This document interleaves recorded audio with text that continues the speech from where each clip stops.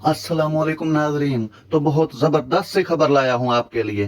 पाकिस्तान ने गाल टेस्ट में श्रीलंका को 4 विकेटों से शिकस्त दे दी है। ये आपके लिए बहुत जबरदस्त खबर लाया हूं। इसकी डिटेल में जाएं तो पाकिस्तान क्रिकेट टीम ने गाल में खेले गए पहले टेस्ट मैच में श्रीलंका को 4 विकेटों से शिकस्त दे दी।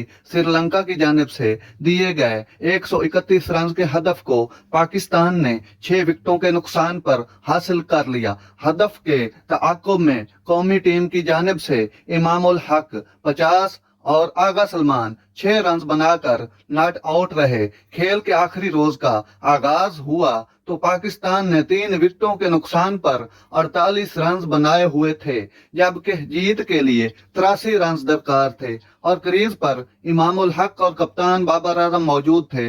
बाबर 24 रन बनाकर हाथ जयसूर्या का शिकार बने। बाद अज़ां सऊद शकील 30 और सरफराज अहमद 1 रन बनाकर पवेलियन लौट गए। श्रीलंका की जानिब से फरहात जयसूर्या ने 4 और मिशन मेंडिस ने 1 खिलाड़ी को आउट किया।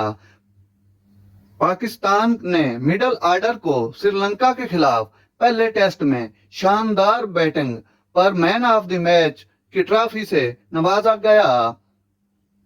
सऊद ने गाल में खेले गए इस टेस्ट मैच में 208 रन की नाकाबिले शिकस्त इनिंग्स खेली थी। Man of the match Saud Shakeel रहा।